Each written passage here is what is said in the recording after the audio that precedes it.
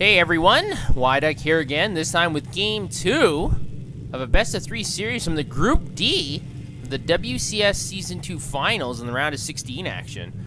And this time on Derelict Watcher, we've got in the bottom lefts, spawning as the Red Terran, we've got Prime's Maru.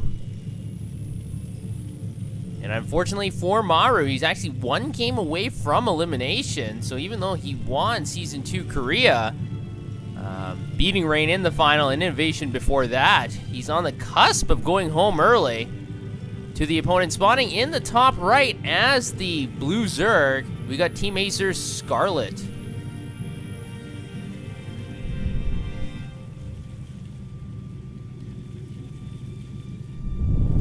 And Maru is a very crafty player, but he's got two SCVs moving out across the map already, and this is the kind of play I like to see.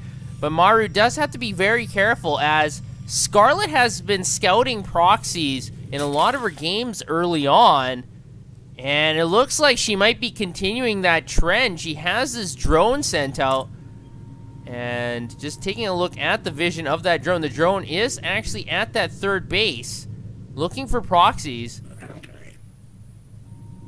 And is she going to spot it? Yes, she is going to spot both of the barracks. So this is a bad, bad day for Maru, because not only has it been scouted, but these SCVs have to deal with that drone as well, and that's going to further delay this attack. This drone is at 1 life, and the barracks is going to finish eventually, or is Scarlett going to delay it with further drone harass? And there we go, 2 more drones are pulled off the line to deal with these SCVs, and now Maru has to make a decision what to do. He's getting a refinery back at home, but now he's significantly behind. He doesn't have the element of surprise, and he's going to have to actually cancel both barracks, and now Maru is very, very behind. Scarlett must be smiling to herself, because basically at this point in time, all Scarlett has to do is play a steady game, and even if she makes, you know, small or minor errors, she should come out on top. Able to pick off that SCV as well. So a lot of economic damage done. Maru is basically half a minute to a full minute behind now. And when you're only 3 minutes into the game, that's quite a bit. So Scarlett is getting her spotting pool up, and the hatchery is almost finished at her natural. And she's got to be smiling, because it looks like she's going to be moving on very convincingly into the next round, from the group stages into the quarterfinals. And I just feel very bad for Maru, because Maru is one of my favorite players. I really like the fact that he was able to overcome Innovation 4-0 in the Korean series. I really like Innovation as well, but I was really surprised that Maru was able to take it to Innovation using a lot of different strategies, a lot of aggressive ones, because macro games, a lot of people think Innovation is superior. Maybe Maru thought the same thing, but in this game, he went for a cheese in the second game, but he wasn't able to capitalize on it. And if you check out Game 1 of this series as well, Scarlett did look for the proxy barracks as well. And then when she didn't find it, she sent the drone into Maru's base and was scouting the base with that drone. So it's not all for naught. Even if you don't find those proxies, you can still send that drone in and get an early scout. You do lose some minerals, but it paid off in this game, and she won Game 1 as well. So Scarlett's in a very fine position. She has a small supply advantage.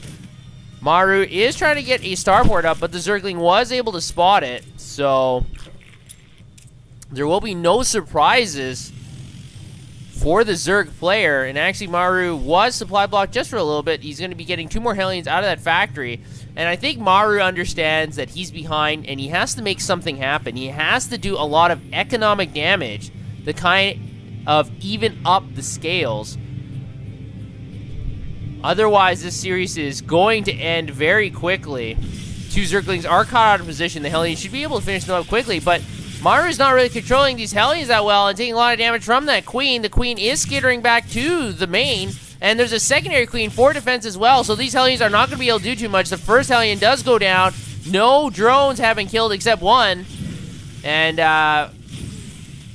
Hellion is going to be able to pick off another drone, but with 3 workers killed, that's not going to put Maru back on the map. He's still far behind. Look at this. Look at the supply difference. About 10 supply difference. And now with all these creep tumors going into the ground as well, it looks like Scarlett is determined to speed up that Zerg highway so her queens can be very good defenders. And now with a medevac coming, Maru is going to be able to lift these Hellions directly into the base, and also has an element of surprise. It's going to boost in here. But Scarlett is able to spot it. And now, especially with this creep tumor, the Zerglings are going to stream in here and defend the main. We've also got the queens, and because of this creep, it makes it so the queens are able to adequately come in here much faster. Hellions are going to burn up some of the drones, but the drones have been pulled off the line. Zerglings are coming in here to defend. We've got a lot of drones on the left side, but the Hellions are too preoccupied with all the defensive forces. And now with the queens poking away again, the Hellions are going to move to the natural, able to focus down on these drones again, but we've got a great surround with the drones and the queens. And with only 6 workers killed for the price of 6 Hellions, that's not a very good trade, especially when you're so far behind like Maru.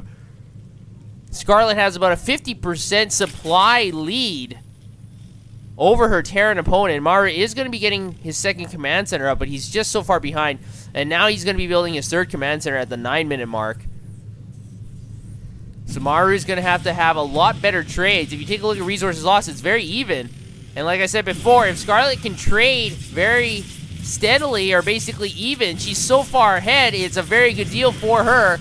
And in fact, it might look like that Maru is going to be behind in resources lost. There we go. So not trading that well at all for those Hellions. So Maru is reeling. He's going to be sending more Hellions to the center of the map. It looks like, you know, if at first you don't succeed, try again. But I don't know if this is the best attitude.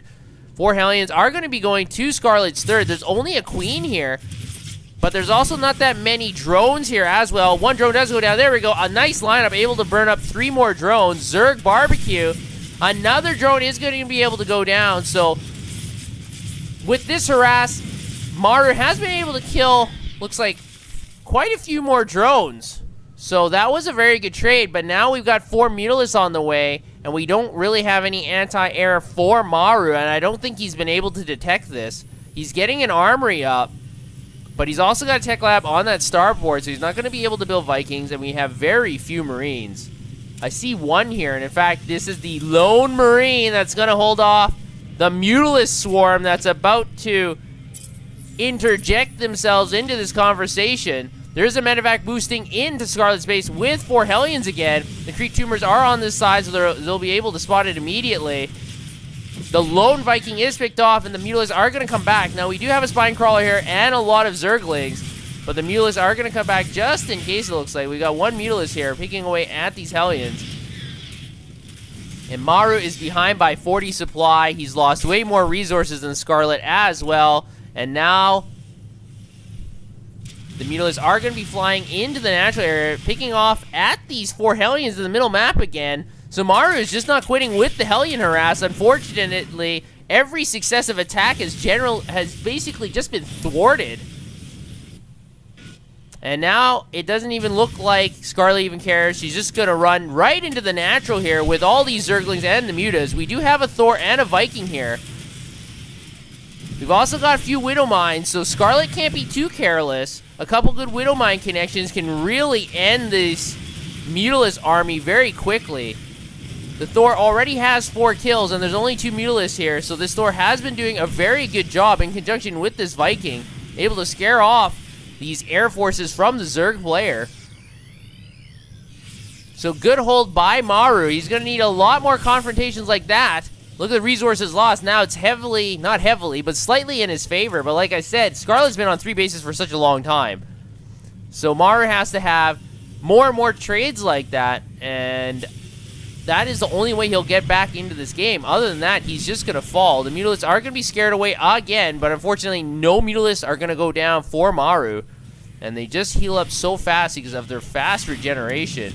This Viking is caught out in no man's land. Has to be careful here, otherwise it will get picked off. And there it goes. A Viking traded for a Mutalisk. Not exactly the best trade. But Maru is evening up the supplies, only 20 behind right now. Scarlett is getting her 4th, and once that's established, Scarlett's going to have a really good control. Even better control than she has right now on this game.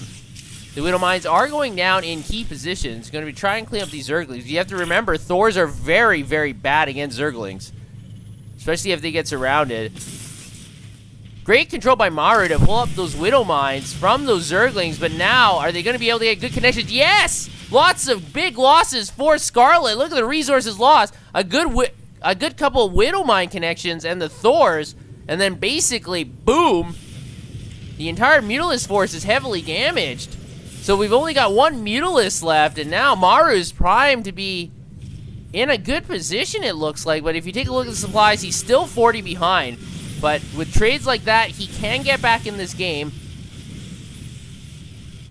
But Scarlett has now changed over to lots of roaches. And I do not believe that Maru has seen this. He only has 2 siege tanks in this composition. And he's also got Hellbats. And Hellbats are not good against roaches, as roaches are not light units. Maru really needs to switch to more and more tanks in this composition. But I don't think he's going to have a lot of time with a 70 supply difference. I think Scarlett's getting a little bit impatient here. Going to try and finish Maru off right now, and I think she has a very good chance. The Mutalisk does go down. The Roaches are rampaging in. All the Hellbats are finished off. Hellions are no match for these Roaches. The Roaches are just stampeding in here. Maru is microing with the medevac, picking up those Thors, but there's just too many Roaches here. The supplies are dropping for both players, but more so for the Terran Armada. Maru only has 2 siege tanks left against all these Roaches. The Hellbats are going to try and protect the tanks by going in front. They're going to try and run up the ramp with the SCV pull as well. One of the tanks does go down, and Maru is now in a position. He's behind by 100 supply. He's pulled SCVs off his lines as well, but there's just so many Roaches here, and more reinforcements coming in. I don't think Maru's going to be able to do anything. He's behind by over 100 supply. So Maru has fought valiantly, tried to go for the proxy 2 racks, but I think Scarlett is just too good, and GG called by Maru. And once again, Scarlett showing why she's such a good foreign player. Just knowing that Maru has been, lately anyways, going for a lot of cheesy proxies and things like that, and just sending the drone out, losing some mineral and mining time, but instead of losing to some 2 barracks cheese, she's able to detect it, plays a very standard normal game, and is able to take the series 2-0, so she'll move on to the next round. And I hope Scarlett can improve as, or Naniwa. I know a lot of people don't like Naniwa because he is kind of a abrasive character, but I really do want more foreign players to do better, simply because when you see tournaments and there's 32 players and 30 of them are Korean, you got to think to yourself sometimes, it's like, well, can't anyone else break past just the Koreans? And it's nice to see some diversity. So good job by Scarlett, and I hope that her run can continue, and I hope to see you guys next time.